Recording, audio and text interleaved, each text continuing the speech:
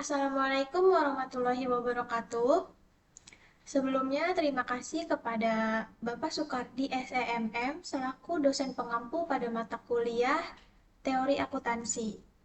Perkenalkan, kami dari kelompok 1 dengan anggotanya saya Dina Kurniawati dan dua rekan saya Miftahul Jannah dan Serli Nur Oktavianti. Pada kesempatan kali ini kami akan mempresentasikan mengenai ekuitas. Yang pertama ada pengertian ekuitas. Ekuitas ini tidak didefinisikan secara semantik, tetapi secara sintaktik. Artinya, ekuitas didefinisikan secara mekanik atau prosedural dalam kaitannya dengan elemen-elemen statement keuangan yang lainnya. Dalam kerangka dasar standar akuntansi keuangan pada tahun 2002, misalnya Ikatan Akuntan Indonesia atau IAI mendefinisikan ekuitas sebagai berikut. Ekuitas adalah hak residual atau aktiva perusahaan setelah dikurangi semua kewajiban. Ekuitas didefinisikan sebagai hak residual untuk menunjukkan bahwa ekuitas bukan kewajiban. Ini berarti ekuitas bukan pengorbanan sumber ekonomi masa datang, karena didefinisi atas dasar aset dan kewajiban, nilai ekuitas juga bergantung pada bagaimana aset dan kewajiban diukur. Sedangkan menurut Godfrey Hodgson dan Holmes pada tahun 1997 membedakan ekuitas dan kewajiban atas dasar kriteria berikut. Yang pertama yaitu atas dasar hak-hak masing-masing pihak atas penyelesaian klaim. Kemudian yang kedua, hak penggunaan aset dalam operasi. Yang ketiga, substansi ekonomik perjanjian. Kemudian yang berikutnya ada komponen ekuitas pemegang saham. Ekuitas pemegang saham diklasifikasi atas dasar dua komponen penting, yaitu modal setoran dan laba ditahan. Modal setoran dipecah menjadi modal saham atau capital stock sebagai modal yuridis atau legal capital dan modal setiran tambahan atau additional paid-in capital dan komponen lain yang merefleksi transaksi pemilik atau misalnya saham treasury atau modal sumbangan. Dalam berbagai literatur, modal setoran sering disebut pula sebagai invested capital, original capital, atau bahkan original investment. Modal yuridis atau legal capital sering disebut sebagai formal capital, restricted capital, state capital, atau capital stock. Modal setoran lain sering disebut secara spesifik sebagai paid-in surplus, in restricted capital, paid-in capital in excess of capital stock, capital in excess of par atau state value, capital surplus atau stock premium.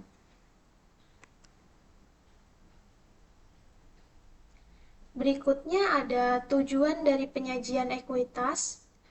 Pada umumnya, tujuan pelaporan informasi ekuitas pemegang saham adalah menyediakan informasi kepada yang berkepentingan tentang efisiensi dan pengukuran atau stewardship management. Tujuan lainnya adalah menyediakan informasi tentang riwayat serta prospek investasi pemilik dan pemenang ekuitas lainnya. Informasi tentang kewajiban yuridis perseroan terhadap para pemegang saham dan pihak lainnya juga merupakan tujuan penyajian ekuitas pemegang saham ini. Untuk memenuhi tujuan tersebut, informasi yang harus disampaikan tentang ekuitas pemegang saham tersebut minimal adalah yang pertama ada sumber ekuitas pemegang saham beserta riwayatnya. Yang kedua ada peraturan yuridis yang membatasi pembagian dividen dan pengembangan modal setoran kepada pemegang saham. Lalu yang ketiga adalah prioritas beberapa golongan pemegang saham atau pemegang ekuitas lainnya, atau ukuran proteksi. Nah, kemudian ada pembedaan modal setoran dan laba ditahan. Klasifikasi ekuitas pemegang saham menjadi modal setoran atau laba ditahan sebenarnya merefleksi pembedaan atas dasar sumber. Penyajian ekuitas pemegang saham atas dasar sumber sebenarnya bersifat tradisi karena anggapan bahwa penyajian seperti ini akan memberi informasi tentang riwayat modal sejak berdirinya perseroan. Ada beberapa komponen yang membentuk ekuitas pemegang saham, yaitu jumlah rupiah yang disetorkan oleh pemegang saham. Kemudian yang kedua ada laba yang ditahan merupakan sisa laba setelah pembagian dividen. Yang ketiga, jumlah rupiah yang timbul akibat apresiasi atau revaluasi aset fisik tertentu. Kemudian yang keempat, jumlah rupiah donasi dari pihak non pemegang saham. Yang kelima adalah sumber lainnya. Nah, laba ditahan pada dasarnya adalah terbentuk dari akumulasi laba yang dipindahkan dari akun ikhtisar laba rugi atau income summary.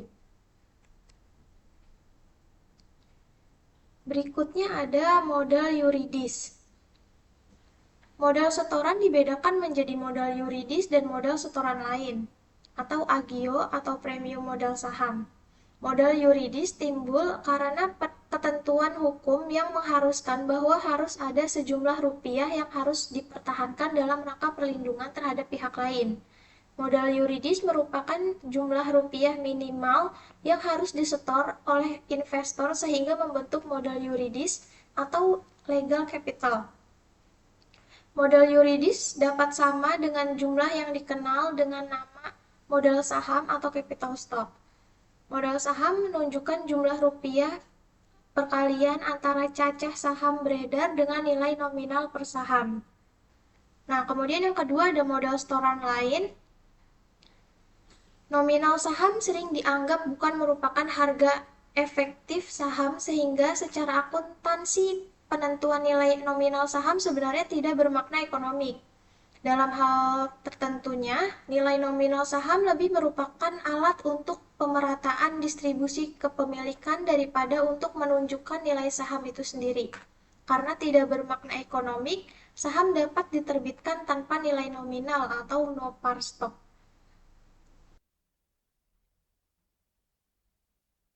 Berikutnya adalah perubahan modal setoran. Tujuan utama dari perekayasaan akuntansi modal setoran adalah untuk membedakan secara tegas antara perubahan akibat transaksi operasi dan perubahan akibat transaksi operasi.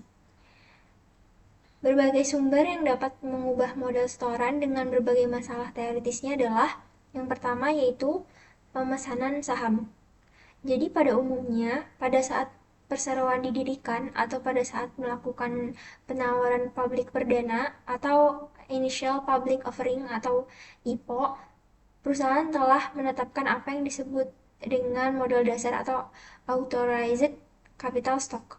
Secara konseptual, ekuitas pemegang saham bersifat seperti kewajiban. Oleh karena itu, jumlah rupiah saham pesanan dapat diakui sebagai modal setoran hanya apabila kedua syarat berikut terpenuhi. Yang pertama yaitu jumlah rupiah yang disepakati dalam pemesanan merupakan klaim yuridis bagi perusahaan terhadap pemesan dan tidak dapat dibatalkan. Kemudian yang kedua yaitu harga pemesanan tersebut akan ditagih penerbit dalam periode yang cukup pasti dan tidak terlalu lama. Kemudian masalah teoritis yang kedua yaitu adalah obligasi terkonferensi. Jadi, perusahaan itu menerbitkan obligasi dengan karakteristik bahwa obligasi tersebut dapat ditukarkan dengan saham biasa atas kehendak pemegang obligasi dalam periode konversi tertentu. Nah, obligasi yang demikian mengandung sifat ekuitas dan kewajiban, sehingga akan menimbulkan masalah apakah perlu dipisahkan jumlah rupiah yang merepresentasi ekuitas dan yang merepresentasi kewajiban. Nah, dalam hal ini ada dua nilai yang dapat digunakan sebagai basis kapitalisasi yaitu yang pertama yaitu nilai buku atau book value. Nah, nilai buku atau book value ini bisa disebut juga nilai bawaan atau carrying value obligasi pada saat dilakukan penukaran. Kemudian yang kedua yaitu harga pasar obligasi atau harga pasar saham. Jadi mana yang paling objektif? Yang ketiga yaitu ada saham prioritas terkonversi. Pengukuran jumlah rupiah yang harus diakui sebagai modal setoran dapat menggunakan cara seperti pada obligasi terkonversi. Dengan pendekatan pertama, yaitu nilai nominal saham prioritas plus porsi premium atau diskon ditransfer ke modal pemegang saham dan premium atau diskon modal pemegang saham biasa.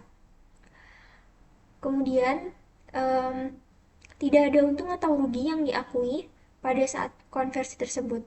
Jumlah rupiahnya yang mula-mula diterima pada saat menerbitkan saham prioritas karena nilai likuidasi saham prioritas adalah sebesar nilai nominalnya. Itulah sebabnya porsi premium atau diskon juga ikut ditransfer. Kalau porsi premium tidak ditransfer dan semua saham prioritas dikonversi menjadi saham biasa, maka akan terjadi kejanggalan. Karena akan terdapat premium saham prioritas padahal tidak ada saham prioritas yang beredar. Konversi ini semata-mata menandai perubahan status atau hak dua golongan pemegang saham. Perubahan ini sering disertai dengan penerbitan sertifikat saham biasa baru dan penarikan sertifikat saham prioritas atau saham istimewa. Yang keempat yaitu dividen saham. Jadi dividen saham itu adalah distribusi dividen dalam bentuk saham yang sejenis dengan saham yang mula-mula diterbitkan. Apabila distribusi dividen saham ini tidak disertai dengan kapitalisasi laba ditahan, maka dividen saham akan menyerupai pemecahan saham atau stock split. Pemecahan saham adalah penurunan nominal atau nilai nyataan atau stated value per saham dengan cara menukar tiap satu saham yang beredar dengan dua atau lebih saham baru yang dinilai nominal per sahamnya. Nah, ini merupakan pecahan dari nilai nominal saham semula. Apabila perusahaan mendistribusi dividen saham sebesar 20% tanpa disertai dengan kapitalisasi, maka perusahaan sebenarnya telah menurunkan nilai per saham menjadi 100/120 dari nilai nominal semula. Yang pertama ada karakteristik dividen saham. Jadi bagi pemegang saham, dividen saham bukan merupakan pendapatan atau laba. Berbagai teori atau argumen diajukan untuk menjelaskan mengapa dividen saham bukan merupakan laba bagi penerimanya. Namun dari sudut pandang kesatuan usaha, dividen saham bukan merupakan pembagian laba karena tidak ada penurunan aset perusahaan atau kenaikan utang perusahaan. Hal ini berbeda dengan dividen kas dan jelas merupakan pendapatan bagi penerima karena ada transfer kemakmuran atau wealth ke pemegang saham. Bila dividen saham dipandang sebagai pendapatan in natura karena menaikkan nilai investasi, maka pendapatan tersebut belum terrealisasi apabila belum dijual oleh penerimanya. Investasi naik karena dividen saham dapat dijual atau kalau tidak dijual, penerima berhak menerima dividen tunai di masa datang atas saham tersebut. Setelah karakteristik dividen saham, kemudian adalah kapitalisasi atas dasar nilai nominal. Apabila tujuan penyajian informasi modal pemegang saham adalah untuk menunjukkan modal yuridis atau legal kapital, kapitalisasi dividen saham haruslah hanya sebesar nilai nominal atau nyataannya saja. Jumlah ini sebenarnya merupakan jumlah minimal yang harus dikapitalisasi untuk memenuhi ketentuan yuridis. Alasan mengapa pendukung kapitalisasi hanya sebesar nilai yuridis yaitu karena bahwa dividen saham ini bukan merupakan pendapatan yang harus reinvestasi ke dalam perusahaan. Berikutnya adalah kapitalisasi atas dasar harga saham. Walaupun dividen saham berbeda dengan dividen kas, namun sebagai dividen keduanya dianggap sebagai distribusi ke pemilik. Oleh karena itu, dividen saham dapat dipandang sebagai pengganti dividen kas karena dividen saham mempunyai yang namanya nilai. Harga pasar merupakan dasar yang tepat untuk menentukan kapitalisasi. Nah, berbagai dasar pikiran ini adalah yang pertama yaitu laba ditahan pada dasarnya adalah reinvestasi dari pemegang saham tanpa tindakan pernyataan resmi. Kemudian, transaksi dividen saham dapat dianggap terdiri atas dua transaksi, yaitu pembagian dividen kas dan penerbitan saham baru dengan harga sebesar dividen kas tersebut.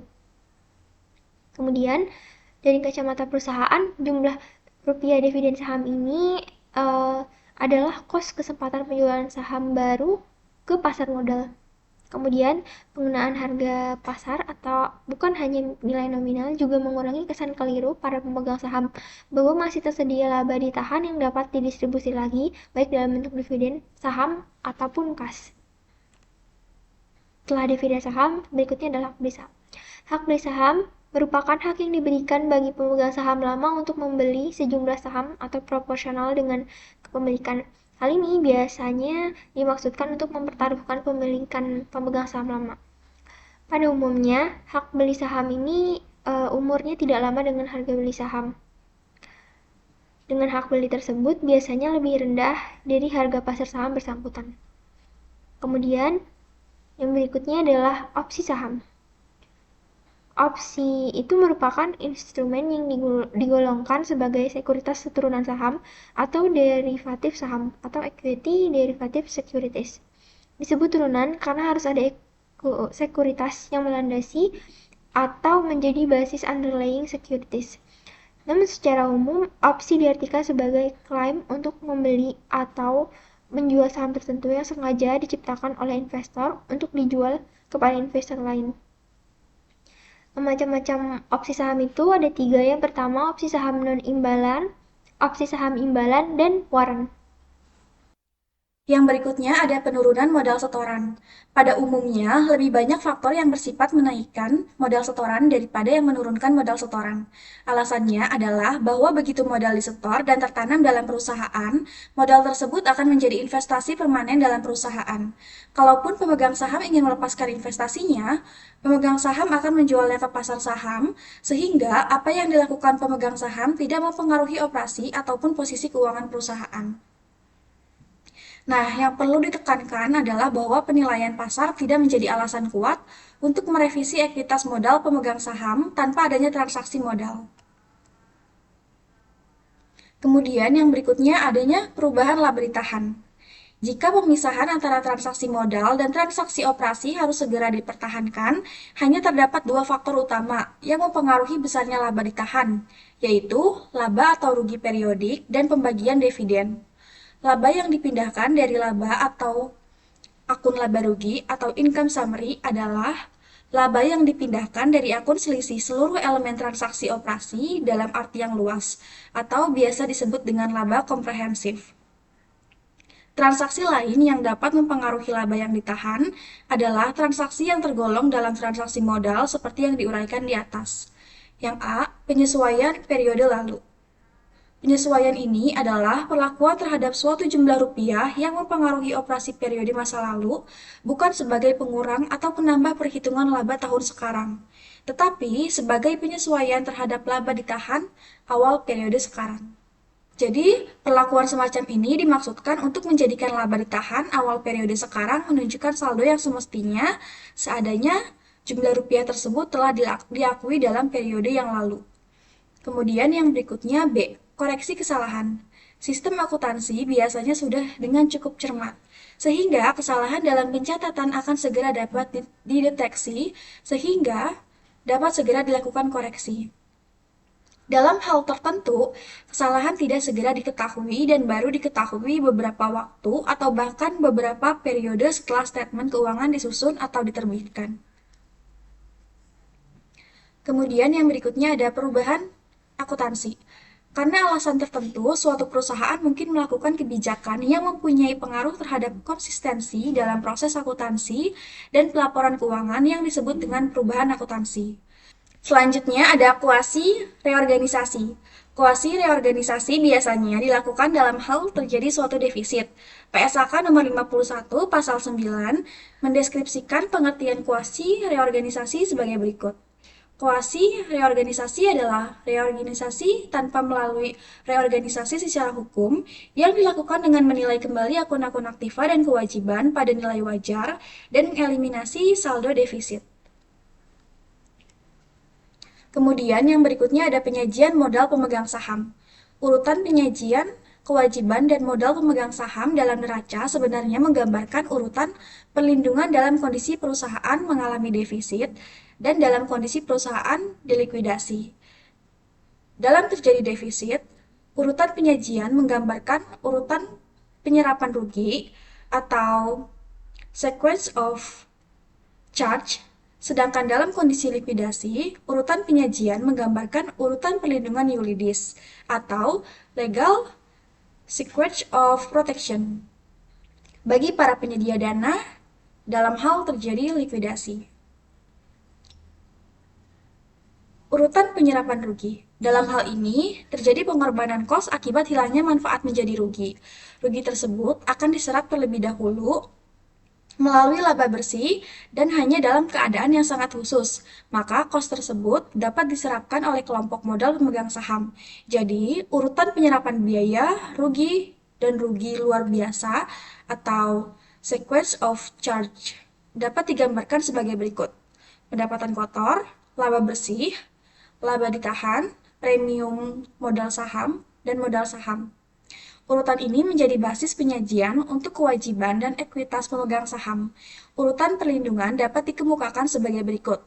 Yang pertama ada karyawan dan pemerintah, kemudian yang kedua ada kreditor berjaminan, yang ketiga ada kreditor tak berjaminan, yang keempat ada pemegang saham prioritas, dan yang terakhir ada pemegang saham biasa. Yang berikutnya ada perincian laba ditahan. Bila komponen-komponen tertentu yang berasal dari transaksi operasi dilaporkan langsung ke laba ditahan dapat disajikan dan dirinci atas dasar sumber. Terdapat pula kebiasaan bahwa laba ditahan disajikan dengan merinci atas dasar tujuan dengan cara yang disebut apropriasi dan pembatasan. Yang pertama ada perincian atas dasar sumber, dan yang kedua ada perincian atas dasar tujuan penggunaan. Yang berikutnya ada laba komprehensif. Pos-pos operasi dalam arti luas sebagai lawan pos-pos transaksi non-pemilik meliputi pos-pos operasi utama, pos-pos tambahan, dan pos-pos yang sifatnya khusus atau luar biasa tetapi berasal dari transaksi non-pemilik. Masalah teoretis dalam hal ini adalah pos-pos mana saja yang dilaporkan melalui statement laba ditahan. Dalam hal ini, ada dua pendekatan yang dianut, yaitu kinerja sekarang atau normal, atau current atau normal performance approach, dan semua termasuk atau surplus bersih, atau all inclusive atau clean surplus approach. Baik, dari materi mengenai ekuitas, maka dapat disimpulkan bahwa konsep kesatuan usaha memisahkan secara fisik dan konseptual antara manajemen dan pemilik. Ekuitas pemegang saham menggambarkan hubungan yuridis antara perseorangan atau perseroan dengan para pemegang saham. Ekuitas pemegang saham terdiri atas dua komponen, yaitu modal setoran dan laba ditahan. Modal setoran dipecahkan menjadi modal yuridis dan modal setoran lain. Ekuitas didefinisikan secara sintaktik sebagai hak residual atas aset perusahaan setelah dikurangi oleh semua kewajiban. Ekuitas terpaksa didefinisikan secara sintaktik, bukan sistematik, karena keperluan untuk mempertahankan artikulasi statement keuangan. Ekuitas mengandung makna pemilikan. Oleh karena itu, untuk organisasi non-bisnis, ekuitas sering disebut sebagai aset bersih. Ekuitas berbeda dengan kewajiban dalam tiga hal, yaitu hak atas dasar penyelesaian klaim, hak penggunaan aset, dan substansi perjanjian atau yuridis. Walaupun demikian, atas dasar konsep kesatuan usaha kreditor dan investor dipandang sebagai pihak luar perusahaan yang terpisah dari manajemen. Modal setoran perlu dibedakan dengan laba ditahan, karena modal setoran merupakan suatu bentuk kontrak yuridis yang harus dipertahankan keutuhannya. Sedangkan laba ditahan merupakan modal yang tercipta atau terhimpun karena pemanfaatan aset. Modal setoran merupakan perubahan aset dalam rangka pendanaan atau transaksi modal. Sedangkan laba ditahan merupakan perubahan aset dalam rangka produksi atau transaksi operasi. Kontrak yang sesungguhnya antara pemegang saham dan perseroan ditunjukkan oleh keseluruhan dana yang disetor atau modal setoran tanpa memperhatikan adanya modal yuridis atau modal saham yang sering dianggap sebagai batas perlindungan bagi pihak lain. Pemisahan dan pelaporan modal yuridis tidak menjadi masalah secara teknis. Akan tetapi, secara konseptual, modal yuridis dan modal setoran lain harus ditotal untuk menunjukkan modal setoran yang harus dibedakan dengan laba ditahan. Dari segi akuntansi, yang mendasarkan diri pada konsep dasar substansi di atas, ekuitas pemegang saham adalah seluruh jumlah secara ekonomik tertanam dalam perseroan termasuk laba ditahan. Baik, itu tadi pemaparan materi mengenai ekuitas. Terima kasih atas perhatiannya. Kurang dan lebihnya mohon maaf. Wassalamualaikum warahmatullahi wabarakatuh.